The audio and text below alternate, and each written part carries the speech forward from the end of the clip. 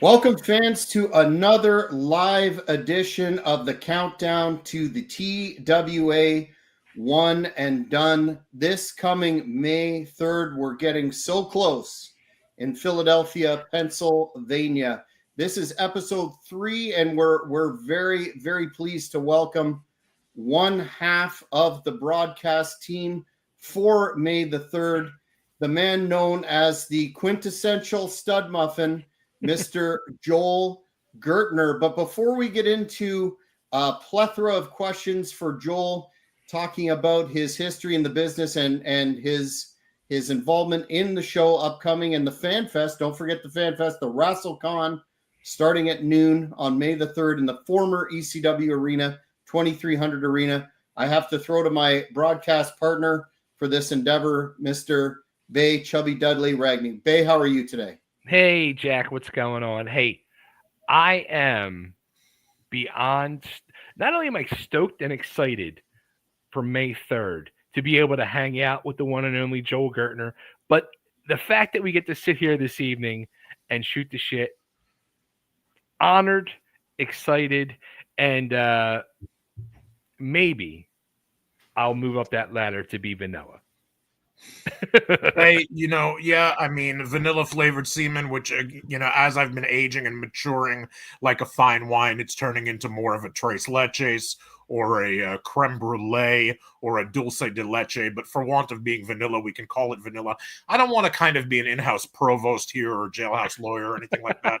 But just to correct Jack, only because he was wrong, he mentioned that I would be one half of the broadcast team for One and Done on May 3rd. And the truth of the matter is, my partner is Joe Dombrowski, which means I'm actually more like 85% of the broadcast team, but that's all right.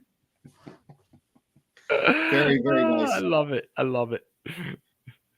If it would be, I think, a good place to start, Joel, in terms of discussing how you broke into the business. You broke in at a very, very young age, relatively speaking, and dropped out of a prestigious educational environment to get into this crazy world of pro wrestling. How did that occur? Yeah, I ran off and joined the circus. Basically, I was going to Cornell University. I was in my third year. ECW was really heating up, and they had a show coming up in Middletown, New York, which, really, if we're being completely honest, is not really anywhere near Cornell up in Ithaca, but I guess it's not too far. And I was in Philly catching an ECW show, and I was hanging out at the Travelodge Hotel after the show in the bar, and ECW was on the TV, and everybody was hanging out. And I noticed that Paul Heyman had walked in. He was in the lobby. And I said, well, I mean, maybe this is kismet, if you've ever had an opportunity, maybe this is it, and maybe you should ask for a job. So I walked up to him, let him know that I had admired his work for years as a manager and a commentator, let him know that we had a mutual friend, let him know that I was at Cornell and would be able to get to Middletown, and in case he wasn't going to be using his regular Philadelphia crew of ring announcers and timekeepers in Middletown, would there be an opportunity for me to do that there, kind of as a tryout? And he just kind of looked at me and he was like, you want it? And I was like, yeah. And he was like, you got it. Be there by 5. And that was it. Wow, how fortuitous. Bubby, did you when you met Joel, what were your thoughts on his unique talents, of which we'll speak of in a bit? It's funny, and I think I told this to Joel years ago.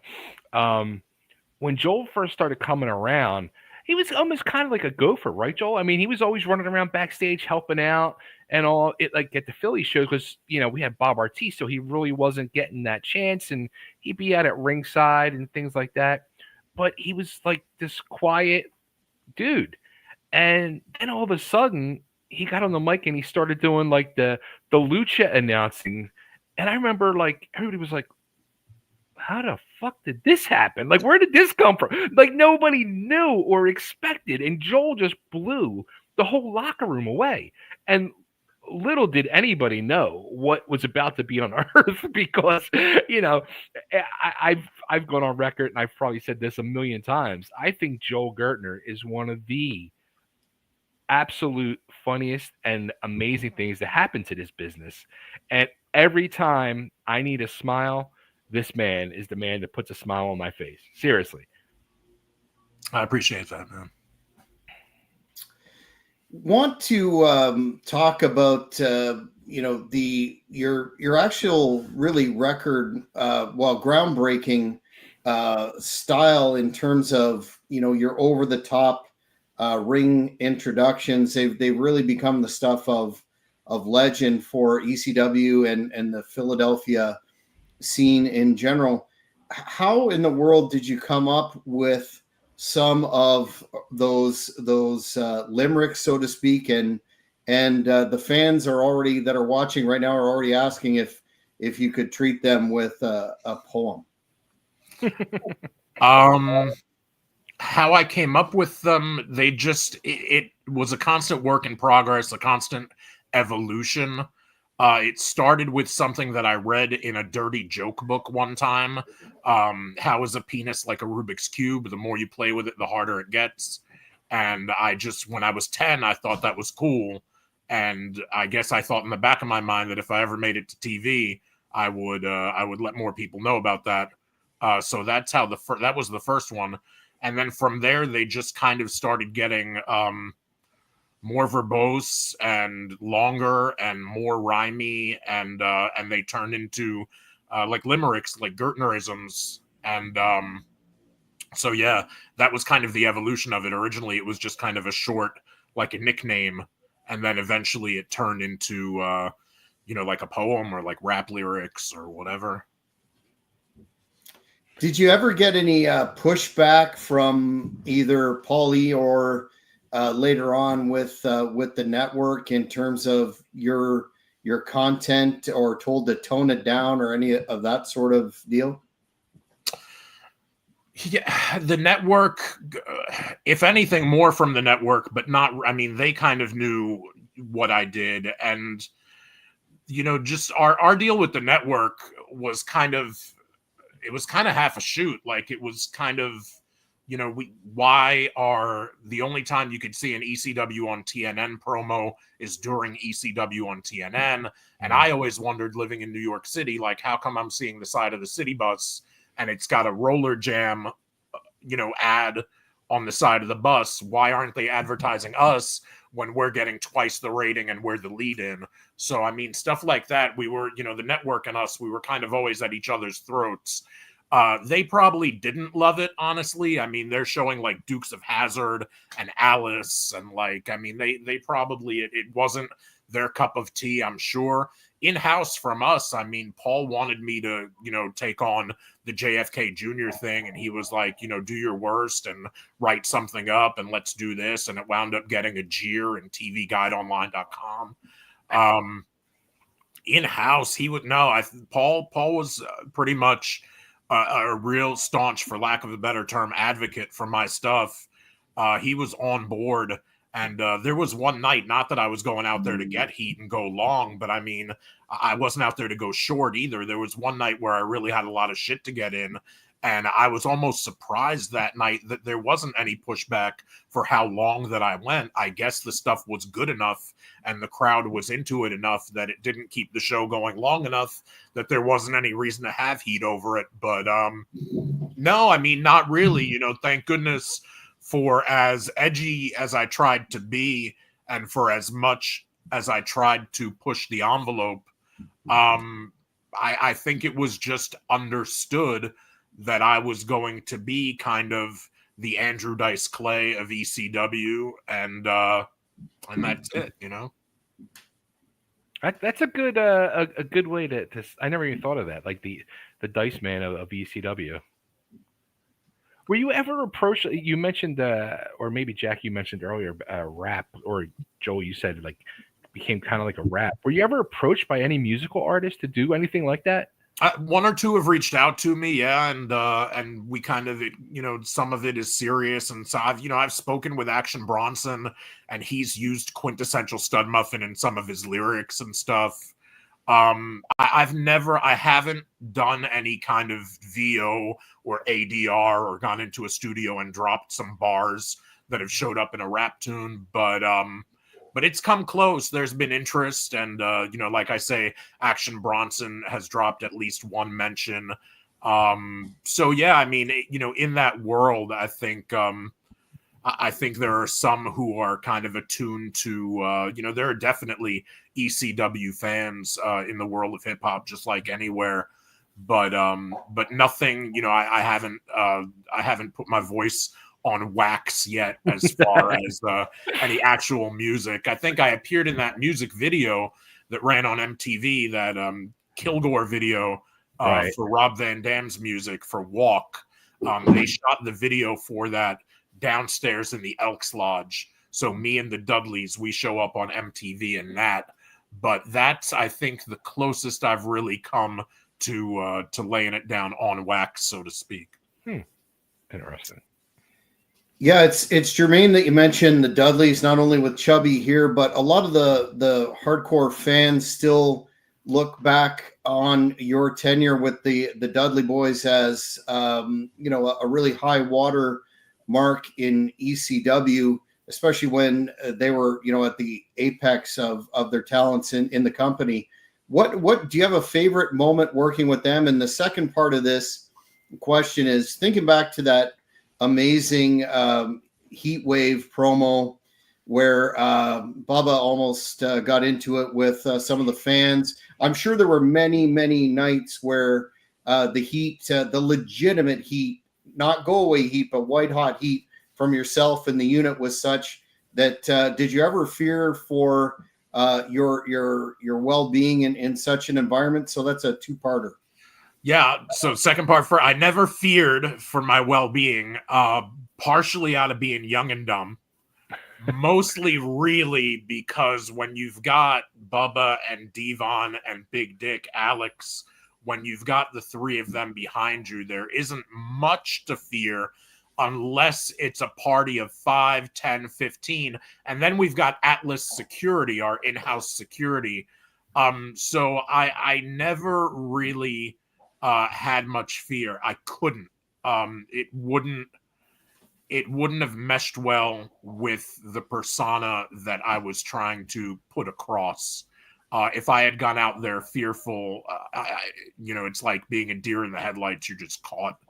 So thankfully, and for whatever reason, I had no fear, and I'm glad of that. Favorite moments, man, we had, near riots. I mean, if that's your idea of fun because you're out there being a heel, then boy, was it fun. And we had a near riot at a National Guard armory, right in the National Guard armory, to the point where the National Guard gets called, and they're getting called because it's happening in their house right downstairs. It's almost like, if you slide down the pole at a fire station, it's almost like that's how they were coming down, the National Guards members, into their own, residence downstairs where the ring is. And, there's dogs, and there's Tracy Smothers just out of the shower with a towel around them. Is somebody hold my watch? I'm going to go take on the dog so you guys can I mean, it was just, honestly, it was the most surreal thing ever.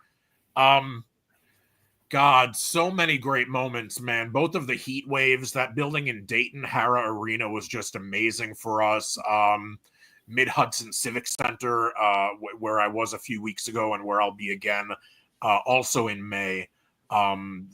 Just an amazing building, just the arena every time.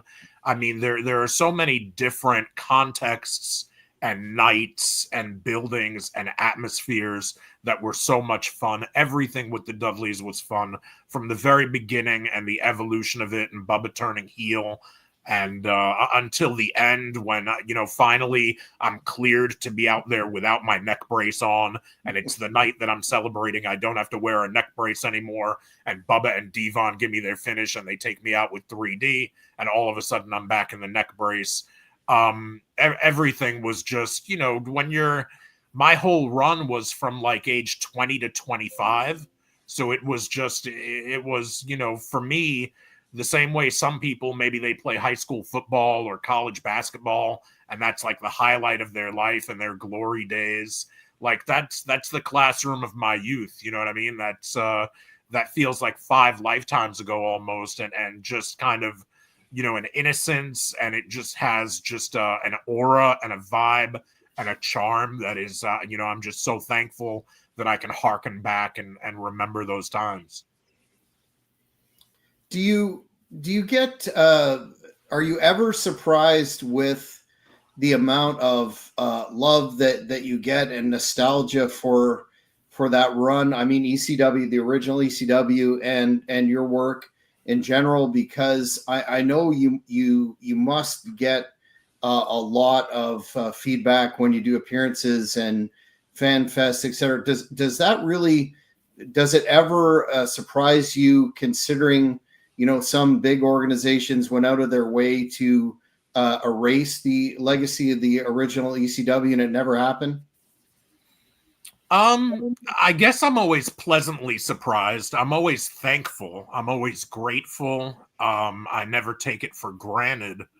And some of it surprises me. You know, yesterday I was in Syracuse for a Comic-Con, and a gentleman brought his daughter, and he started telling me a story, and I absolutely remembered it. I kind of cut him off and let him know no reason to say any more, because this man had brought his daughter 5 years ago to a minor league baseball appearance that I did in Binghamton, New York, and she was wearing a bow tie and a neck brace. And so she was like 3 years old at the time. So they were there yesterday in Syracuse, and now she's 8 years old. And he said he wanted to take an updated picture. And it's, you know, moments like that. It's just cool that they're not just watching, and it's not just moving wallpaper, and it's not just, you know, a diversion that, you know, just kind of a throwaway. You know, it means a lot to a lot of people. It has stuck with them. They are emotionally invested in it. And yeah, that's always pleasant to see, because, you know, all the bumps that I was taking, the manager bumps, the finishers from every baby face in the locker room, I wasn't doing that for my health. And, you know, and it wasn't millions of dollars that I was making at the time. So I wasn't really doing it for the money. I was doing it because it was what I felt was my calling, and it was a labor of love. And, you know, so it's great to see how many fans there actually are, and how much the product and the content and the entire experience from back then has resonated with them and stuck with them to this day. Bay, do you have a favorite moment, either with Joel or in terms of his career? You know, there was just so many. Me and Joel, I was out of ECW at that point when Joel really started working with the Dudleys and all. But I mean, there was so many moments. But I want to know, was there any, looking back, Joel, like when you come across videos of your rhymes and all, is there anything that like stands out when you say to yourself, I can't believe I actually said that? The JFK Jr. thing was pretty sharp. The JFK Jr. thing was pretty nasty. It was pretty vitriolic. It was pretty on the cusp, man. And it was, you know, his body was still not cold, and we were going on TV. It was like Weekend Update on crack. And some stations wouldn't air it. And we got blowback from Ron, the gentleman that wrote the wrestling column in Winston-Salem, did not like it. TVGuideOnline.com did not like it. And I'm sure TNN didn't like it, or I think we could have, if we were still syndicated at the time. Like I say, a lot of stations didn't air it. MSG Network, I think, did not air it in my hometown. So there was that. My job was just to go out there. I was born and bred, and my bread was buttered on, like we were talking about Andrew Dice Clay before. Mhm. Like, what I was marinated in was Howard Stern and the Jerky Boys and Andrew Dice Clay and Sam Kinison and Morton Downey Jr. Mm. and Roddy Piper and Piper's Pit and Jesse the Body Ventura and the heel managers, all of that. That's what I wasn't an athlete. I didn't have a Hurricane Rana. I couldn't do lucha. I didn't know how to chain wrestle. None of that was what I was bringing to the table. It was my job to entertain. And when you're entertaining in ECW, if you're not extreme, you're a fish out of water. You shouldn't be there. You're just taking up space, and you're wrong for the content, for the product. And so, yeah, it was just my job to keep pushing the envelope more and more as a heel, to push people's buttons more and more. And yeah, so it was just my job to be a fountain of creativity. Let's talk Tri-State Wrestling Alliance. I know you broke in after the initial incarnation of Tri-State was gone, but being such a fixture in the Philly wrestling scene, what was your awareness of TWA and the overflow into ECW? And also, when did you get the call to be the 85% of the upcoming broadcast team on May 3rd? A few months ago, the powers that be had a revelation that indeed they wanted this show to be a success. They wanted to make as much money as possible, and they wanted it to have a lingering effect, like we've talked about, and be something that resonated with the fans and stayed in their minds forever as an iconic event and a one-of-a-kind, one-time, once-in-your-life experience. You can't do that without me. So they called. Somehow they were able to pony up the right amount of money, and that's, of course, being that it wasn't enough, but out of the kindness of my heart, for the respect that I have for Joel Goodhart, for Bay, for the Philadelphia indie scene, that, like you say, I was a little bit too young to be a part of. I started in like 91, 92 when I was around 16. But for the first year or two while I was still in high school, I didn't travel much. Whatever I was doing was kind of at my home gym in Manhattan, or, eventually, a little bit in Brooklyn, a little bit in Jersey. But as far as Philly, I was aware of the shows, and I knew of the bus trips that were going to them. But at the time, we even had shows at Gleason's gym, on the other part of Brooklyn. Johnny Rods was bringing in every once in a while Bruiser Brody, Abdullah the Butcher. But again, because I was 14, 15, 16, I wasn't going to those. I was aware of them. I would find out the results. I would, people that I knew would go, but I wasn't going to those shows. And that was kind of the category that Tri-State Wrestling Alliance fell in for me, is that, whatever they had big, I think, quarterly shows, and whatever nights those were, there's no place else I would have rather been than 99 miles from my home at, in Philly watching the TWA show. But unfortunately, 14, 15, 16, I guess maybe I could have thought about going. I could have asked, but I just, it's almost cool. Maybe it'll come across in my commentary that it's this thing that I wasn't able to, didn't get the chance to experience originally. So it's very magical to me. It's very the same way, when in the 80s, where I was first watching footage from Toronto of the WWF, and they were showing footage from Maple Leaf Gardens. And I was like, wow, there's a place with wrestling called Make Believe Gardens.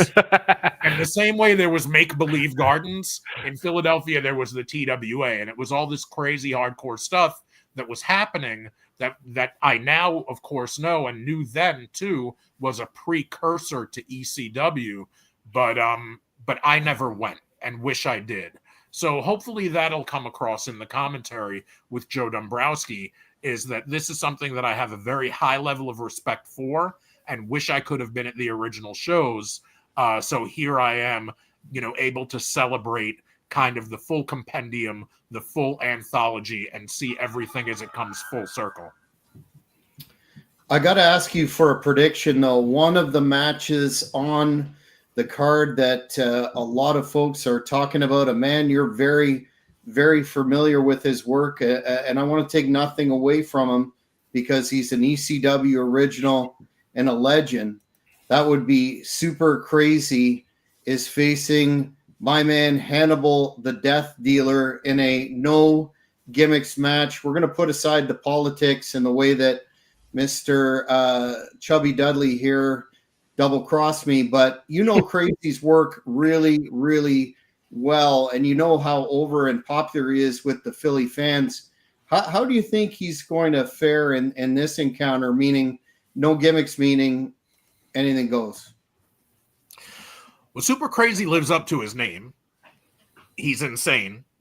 He's willing to do what it takes, and he'll pull out all the stops. He is, I think, very well versed in the lucha style, in the Mexican wrestling style, and I'm sure even, when it comes to the Llave style, and he knows everything that he knows. And because he's not just a luchador, but an extreme luchador, he has had much of a taste of the extreme and hardcore style. Whether he is well versed enough in that style to deal with the likes of a bigger and I think younger Hannibal, that's kind of the question. Is Crazy enough that, like a fox, he's crazy in the way that he can take on and defeat Hannibal?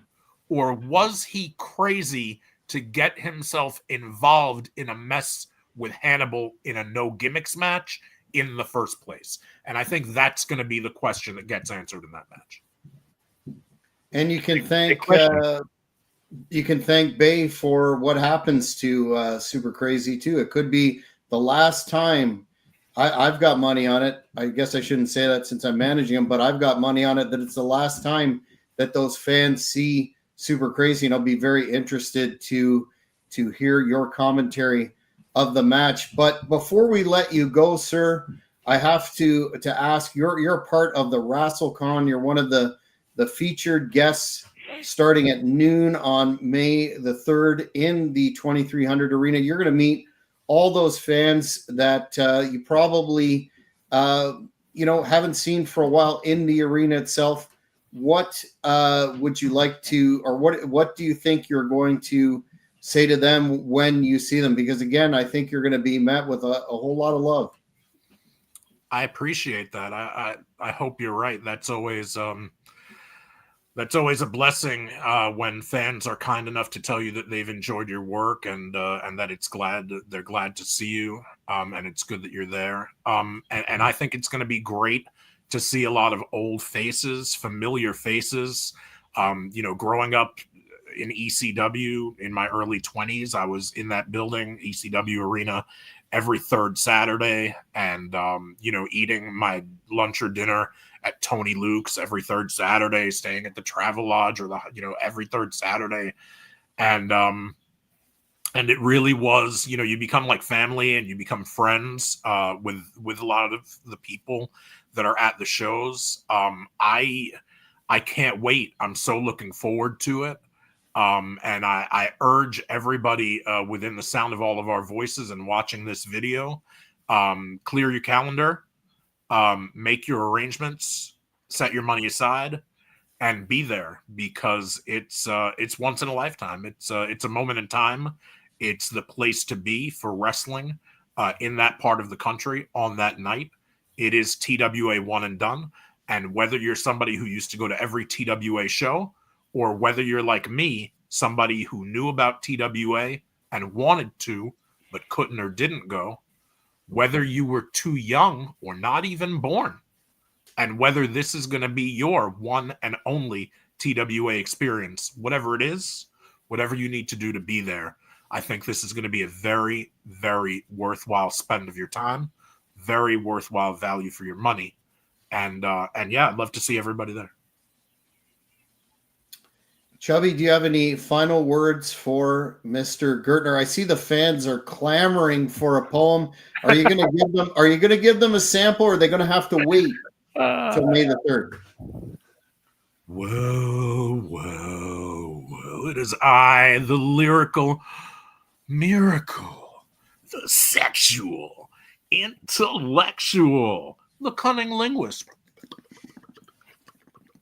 and the quintessential stud muffin, Joel, on May 3rd in Philadelphia.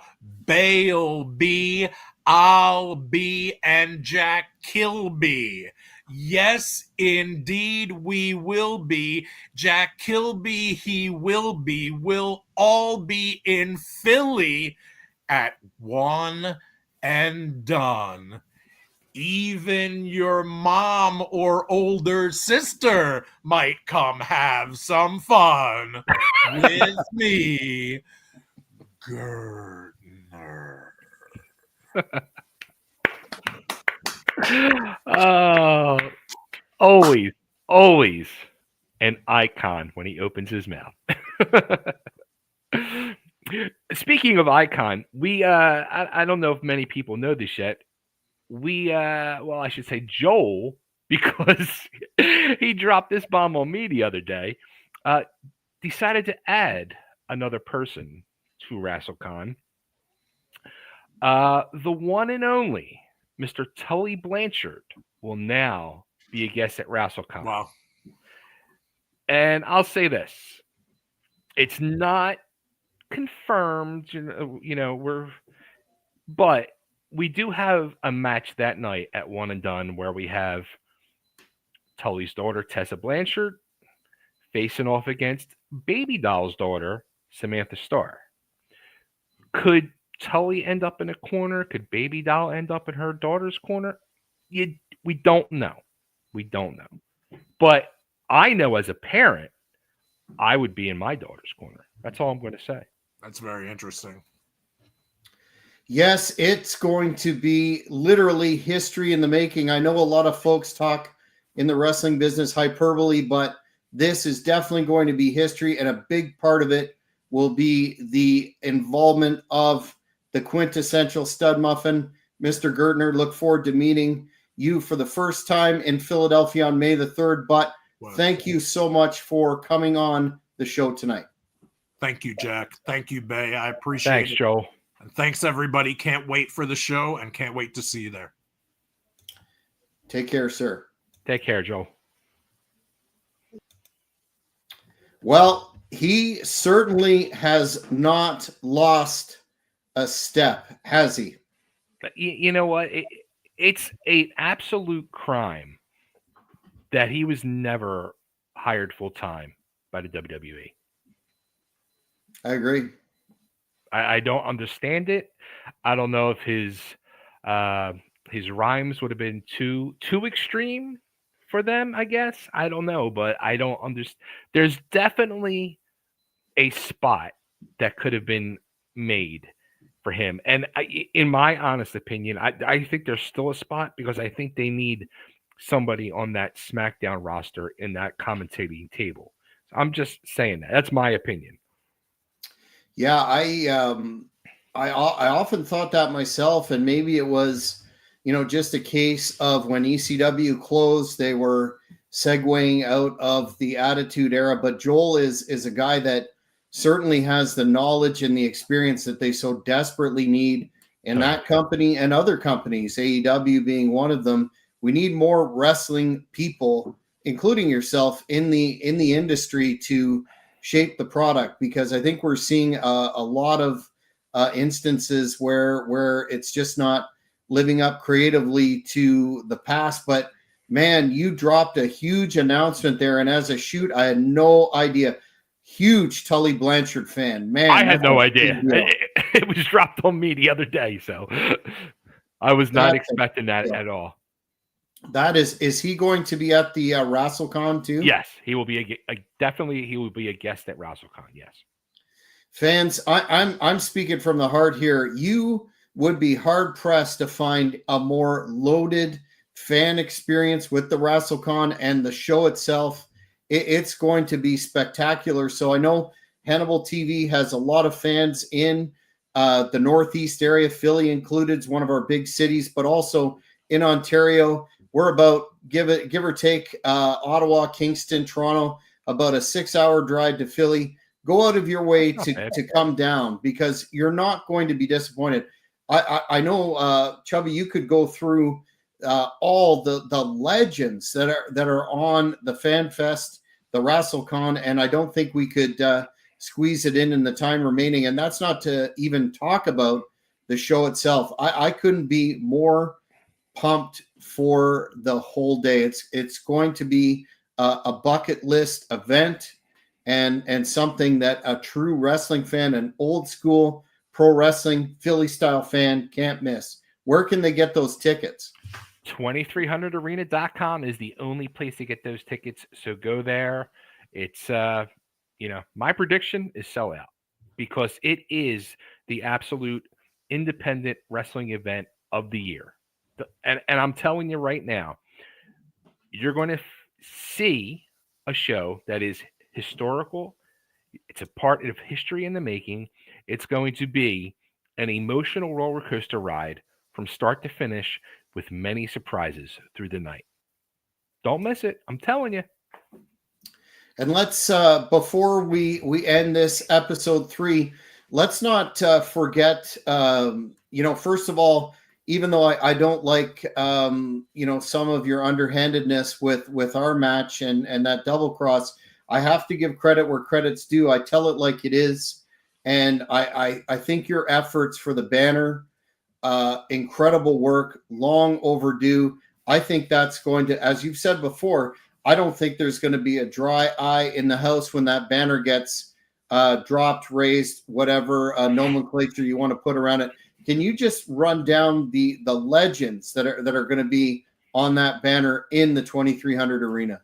Yes. So we have Mad Dog DC Drake, Johnny Hotbody, Tony Stetson, Joel Goodhart, and the late great Larry Winters. And Larry's children will be there in his honor, in his place that night as the banner is dropped, raised, however you want to put it. Yeah, and I think the other aspect of the banner is here's a situation where deserving legends are getting their due that really for too long. I know when we started talking about this in concept a year and a half, 2 years ago, it was one of the things that bothered me that any fan of Philly wrestling, the hardcore scene there and the Attitude Era, etc., that wouldn't have happened without TWA. And this feels like props that are coming to these people. Plus, as Joel said, he never got the opportunity to end it in a proper way, and that's why One and Done is going to be so special. It really is. Like Joel has we've been we're also filming a documentary about all of this and Joel and Tri-State, and we've Ryan Cavanaugh, who's doing an amazing job behind the scenes with the documentary and some other things. He has dropped out little tidbits of clips of videos from that he's done with Joel, and I think there's one out there where Joel talks about the regret he's lived with all these years on doing what he did, and this is finally for him closure for Joel. And when we had the meeting at Joel's house back in October, it was the first time a lot of us saw each other in person in 30 plus years. It was emotional for everybody there. Cried at one point, but to see Joel, the human side of Joel, break down on how much this show truly means to him, it was like, all right, this is it. Game fucking on, boys. Let's fucking go. Let's do this. Yeah, I can't stress it enough. This is going to be history, and fans, I'm telling you, you're going to regret it if you don't check the WrestleCon out and the show. Tickets available at 2300arena.com. And I think that we're looking forward to some more episodes of this program, the Countdown to TWA One and Done. We're gonna I guess it's not a spoiler because I put it out there, but our last episode will be Joel himself, and I'm really looking forward to that one. I hope that I don't stumble on my words and get details wrong, as I can sometimes do, but really looking forward to his perspective when we're so close to the show. And in the meantime, we're going to announce subsequent guests, so stay tuned to the Hannibal TV, and we will put those out there. And I know you do, Chubby. You're a workhorse, man. You must be putting in so many hours. Again, hats off. This is the list of upcoming shows in the next week and a half. My goodness, you're an Iron Man. Any final thoughts before we close out this particular edition, though? 2300arena.com. Get those tickets and bring a box of puffs. You're going to need them. Awesome. Well, fans, that's it for this edition of Countdown to TWA One and Done. We will see you on the next episode. Thanks for watching. Please like this video and hit the notification button if you haven't subscribed. Subscribe if you haven't, but hit the notification button and you won't miss this content. Thank you for watching the Hannibal TV. Please like this video if you enjoyed it and click the subscribe button to not miss any of our latest